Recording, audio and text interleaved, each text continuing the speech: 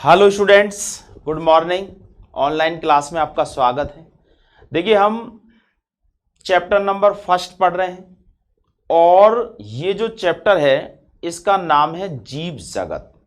यानी ये हमारे इस जीव विज्ञान का शुरुआती चैप्टर है और ये परिचय के रूप में है, एज ए इंट्रोडक्शन के रूप में है कि जीव क्या है और इन जीवों को किस तरह से विभिन्न समूहों में रखा गया है। तो ये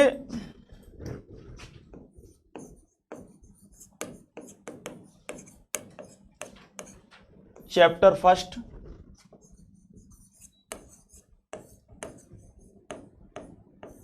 जीव जगत, एज ए हम इसे कहते हैं लिविंग वर्ल्ड, अर्थात जीवित जीवों का समूह। देखिए, इसमें हमने कल पढ़ा कि जीवित जीवों की क्या विशेषता होती है।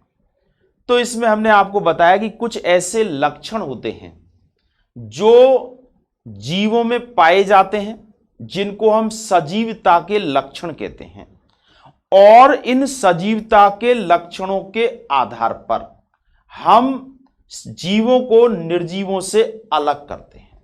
तो इन्हें हम सजीवता के लक्षण कहते हैं। ये बात हमने पढ़ी है, सजीवता के लक्षण। देखिए, इसमें हमने आपको बताया कि जीव जो होते हैं इनके अंदर पोषण ग्रहण करने की या पोषण करने की प्रवृत्ति पाई जाती है। इसके अलावा ये जीव जो होते हैं इनमें वृद्धि होती है, इनके अंदर गति होती है, इनमें श्वसन होता है, उत्सर्जन होता है। इसके अलावा जीवों के अंदर उपापचय क्रिया होती है, इनके अंदर अनुकूलनशीलता पाई जाती है, इनके अंदर कोशिकीय संगठन होता है। तो ये बहुत सारे ऐसे लक्षण हैं। इनके अंदर जनन की क्रिया होती है जो इनको निर्जीवों से अलग करते हैं। ठीक है, तो ये हमारे जीव कह सकते हैं कि जीवित जीव किसे कहा जाता है। तो आप कह सकते हैं कि ऐसे या ऐसी संरचना जिनमें जीवित या सजीवता के लक्षण पाए जाते हैं उनको हम सजीव कहते हैं। अब हम बात करते हैं जीव जगत में विविधता। देखिए, आज का हमारा टॉपिक यही है कि जीव जगत में विविधता।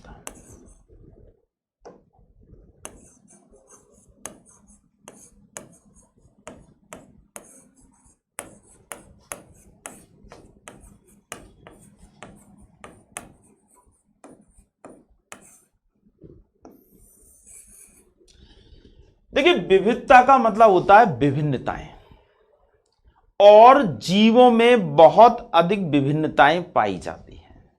कोई जीव बहुत ही सूक्ष्म होता है जिसको देखने के लिए हमें माइक्रोस्कोपी की आवश्यकता पड़ती है, और दूसरे कुछ ऐसे जीव होते हैं जो बहुत बड़े होते हैं, दूर से भी हमको दिखने में आ जाते हैं। इसी प्रकार से कुछ जीव एक कोशिका से ही बने होते हैं, जबकि दूसरे जीव बहुत सारी कोशिकाओं से मिलकर के बने होते हैं। इसी प्रकार से इनकी आकार, आकृति, इनका स्वरूप, इनका रंग, इनमें बहुत ज्यादा भिन्नताएं पाई जाती हैं। आप देख सकते हैं कि देखिए, आप अगर किसी भी क्षेत्र में अगर चले जाएं, या यूं कहें कि किसी भी आप गार्डन या पार्क में अगर चले जाएं, तो आप देखते हैं कि वहां अलग अलग तरह के रंग, रूप, आकार, आकृति वाले पौधे दिखाई देते हैं, और उन पौधों के हर भाग में विविधता होती है। इसी प्रकार से आप अगर किसी भी चिड़ियाघर में चले जाएं तो वहां पर आप देखेंगे कि अलग अलग तरह के प्राणी आपको दिखाई देंगे। तो आप कह सकते हैं, ये समझ सकते हैं कि जीवों में बहुत ज्यादा विविधता पाई जाती है।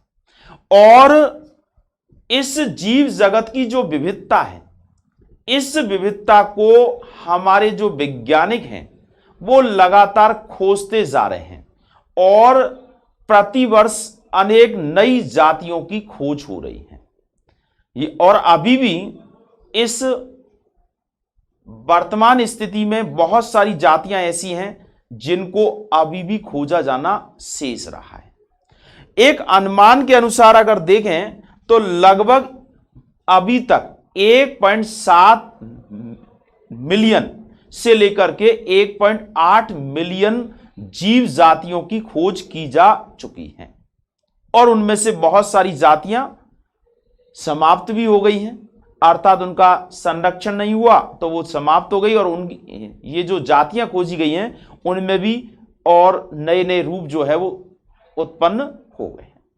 तो ये जीव जगत में भिन्नताएं पाई जाती हैं, तो इसे ही हम कहते हैं जीव जगत की विविधता। ठीक है, अब बात आता है कि देखिए, अब कि हम जब जीवों की विविधता होती है तो इसको हम एक नाम देना चाहते हैं, क्योंकि हर जीव जाति को एक पहचान मिलनी चाहिए। जैसे आप समझ सकते हैं कि एक ही विद्यालय में बहुत सारे विद्यार्थी जब पढ़ते हैं और उन विद्यार्थियों को एक दूसरे से अलग करना होता है तो उनको पहचान दी जाती है और पहचान करने के लिए उनका नामकरण किया जाता है, जिससे कि हम पहचान सकें कि ये व्यक्ति जो है इस नाम का है, दूसरा व्यक्ति दूसरे नाम का है, तो नामों से हम उनको अलग करते हैं। तो इसी प्रकार से ये जो जीवों की विभिन्न जातियां हैं, इन जातियों को नामकरण करके और एक प्रकार से पहचान दी गई है। तो अब हम बात करेंगे नामकरण पद्धति। जीवों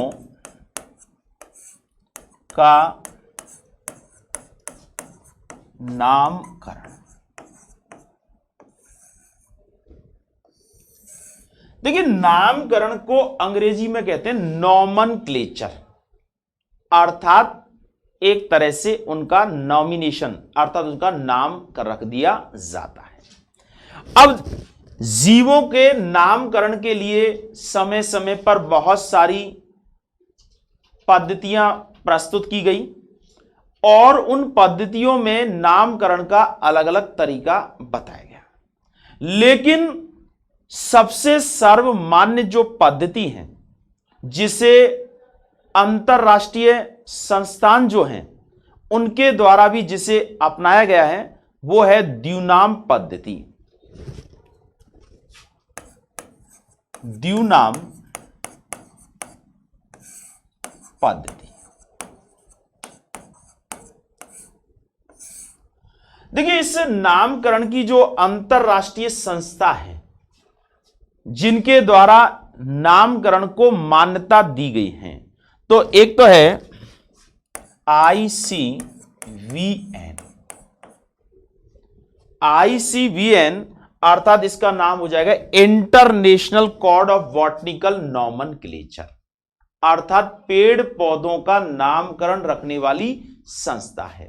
तो इसका नाम हो जाएगा, आई का मतलब हो गया इंटरनेशनल और इसका मतलब हो गया कोड फॉर बॉटनिकल नॉमेनक्लेचर। इसी तरह से प्राणियों के नामकरण के लिए ICZN, जेड का मतलब हो जाएगा जूलॉजिकल। तो international code of zoological nomenclature, तो ये संस्था है। एक तो है international code of botanical nomenclature और दूसरी है international code of zoological nomenclature. ये पादपों का नामकरण करने वाली संस्था है, पादपों का नामकरण, और ये है जंतुओं का नामकरण।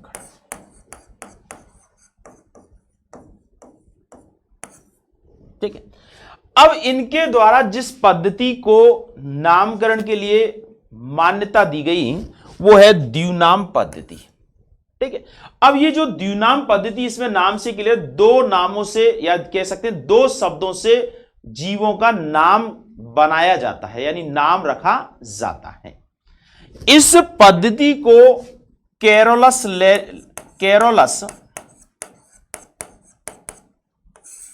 लीनियस नामक वैज्ञानिक द्वारा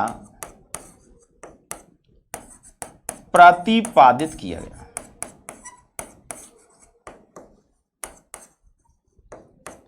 ठीक है, तो आपसे अगर पूछा जाए कि प्राणियों के नामकरण की अंतरराष्ट्रीय संस्था का नाम क्या है, तो आप कहेंगे इंटरनेशनल कोड ऑफ बॉटनी और जूलॉजिकल नॉमेनक्लेचर, और पादपों के लिए बॉट। और ये जो पद्धति दी गई है वो कौन सी है, द्विनाम पद्धति, या कह सकते हैं द्विपद नाम पद्धति, इसके लिए सर्वमान्य पद्धति है। और ये पद्धति देने वाले जो वैज्ञानिक थे कैरोलस लीनियस नाम के वैज्ञानिक थे, इनके द्वारा यह पद्धति को प्रस्तावित किया गया था। अब इस पद्धति के अनुसार इन जीवों का नामकरण कैसे किया जाए, इस संबंध में कुछ नियम बनाए गए हैं और उन नियमों को इन संस्थाओं के द्वारा मान्यता प्रदान की गई है। अर्थात द्विनाम पद्धति के अनुसार जीवों का नाम किस प्रकार से रखा जाए। देखिए आप इसे स्क्रीनशॉट ले सकते हैं।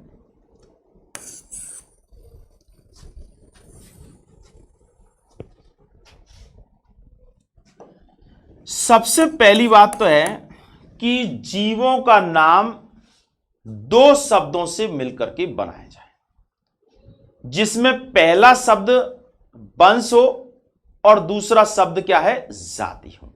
तो हम कह सकते हैं कि जीव का नाम, पहली बात तो देखिए हम कह सकें कि जीव का नाम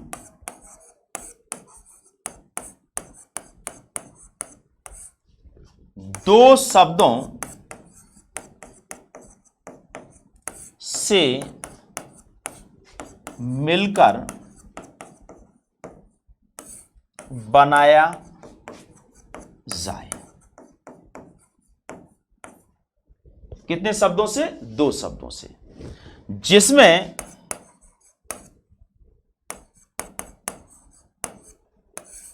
पहला शब्द वंश का नाम तथा दूसरा शब्द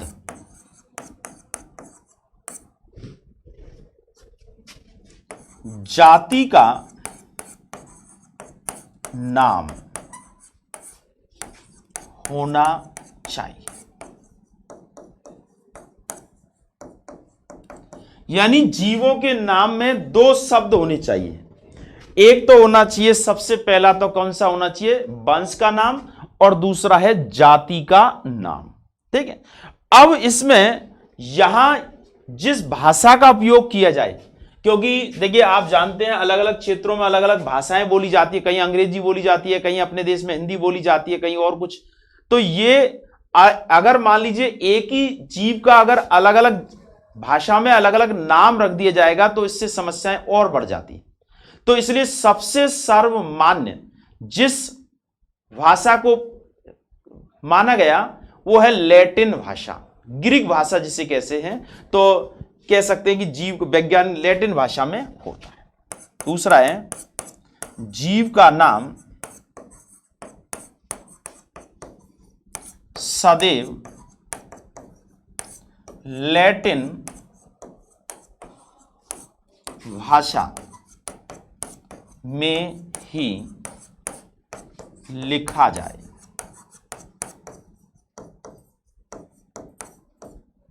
यानी अगर किसी और भाषा को भी अगर हम बोलते हैं तो उसको चेंज कर दें, किसमें, लैटिन भाषा में। साथ में इसमें देखिए यह है कि जब नाम हाथ से लिखते हैं या कह सकते हैं हिंदी में लिखते हैं, जब नाम हिंदी में लिखते हैं तो दोनों को, तो वंश व जाति के नाम को अलग अलग रेखांकित कर देते हैं, कर दिया जाए।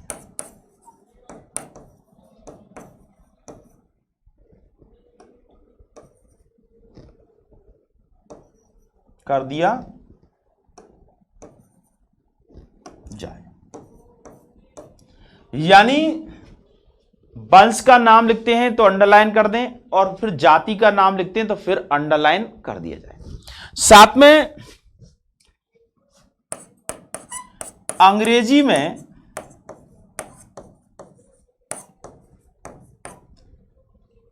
लिखते समय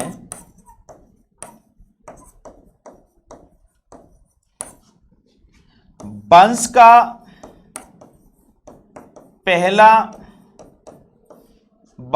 पहला अक्षर कैपिटल लेटर में तथा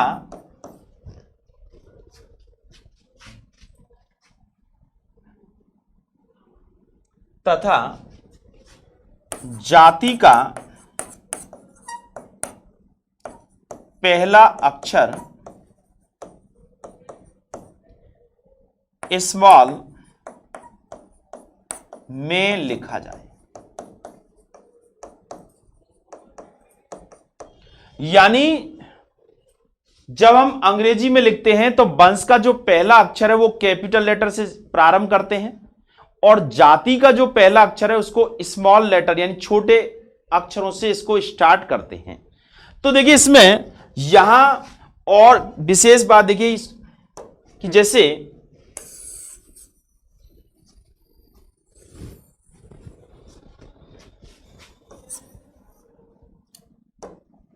आम है,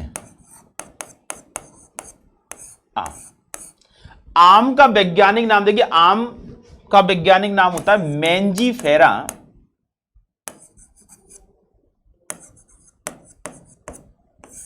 इंडिका। ये इसका वंश है और ये इसकी जाति है। अब देखिए इसे अगर हम इंग्लिश में लिखते हैं मैंजी, और ये फेरा, मैंजीफेरा, और इंडिका को लिखते हैं इंडिका। तो ये वंश का पहला अक्षर कैपिटल लेटर से स्टार्ट होता है और जाति का पहला अक्षर जो है वो स्मॉल लेटर से स्टार्ट किया जाता है। तो इस तरह से देखिए जीवों का नामकरण किया जाता है, और इस नामकरण के लिए द्विनाम पद्धति का उपयोग किया जाता है, और उस द्विनाम पद्धति के प्रतिपादक हैं कैरोलस लिनियस। और इसकी विशेषता क्या है आप एक बार पुनः सुन लीजिएगा। देखिए सबसे पहली विशेषता तो है कि इसमें लैटिन भाषा का ही उपयोग किया जाता है। दूसरी बात, इसमें प्रत्येक जीव के नाम के लिए दो अक्षर काम में लाए जाते हैं। पहला उस जाति यानी जीव का वंश का नाम होता है और दूसरा उसकी जाति का नाम होता है। वंश को अंग्रेजी के कैपिटल लेटर से स्टार्ट करते हैं और जाति के नाम को स्मॉल लेटर से स्टार्ट करते हैं। साथ में देखिए जब जिस वैज्ञानिक के द्वारा पहली बार किसी भी जीव का नामकरण किया जाता है तो उस वैज्ञानिक के नाम को संक्षेप में उस दो नामों के यानी जाति के नाम के बाद में शॉर्ट में लिख दिया जाता है, लेकिन जब प्रचलन में हो जाता है तो उसको लिखने की आवश्यकता नहीं होती है। तो इस तरह से देखिए जीवों का नामकरण किया जाता है, और नामकरण करना इसलिए आवश्यक होता है क्योंकि बगैर नामकरण के हम एक जीव को दूसरे जीव से अलग नहीं कर पाते हैं। ठीक है, तो आज हमने जीवों के नामकरण के बारे में बात की है, और अभी तो हम आगे बढ़ेंगे तो हम सबसे पहले जीव क्या है और फिर उसके बाद जीवों की विविधता के बारे में बात की कि विविधता यानी कितने तरह के जीव भिन्नता लिए हुए होते हैं, और उसके बाद हम नामकरण की बात कर रहे हैं। तो नॉमेनक्लेचर की सबसे सर्वमान्य पद्धति है द्विनाम पद्धति, जिसको ICVN और ICZN दोनों के द्वारा इसको अपनाया गया है। ठीक है, तो इस तरह से हम धीरे धीरे आगे बढ़ रहे हैं, और आप रेगुलर जो भी आपको भेजी जा रही है लेक्चर वीडियो उनको आप देखिएगा, और साथ में बुक वगैरह जो भी आपने ली है उसको भी देखिए, और किसी भी प्रकार की कोई समस्या है तो आप हमसे पूछ लीजिएगा। ठीक है, शुरुआत है, अभी एक एक करके हम आगे बढ़ रहे हैं। आज के लिए इतना ही, ओके।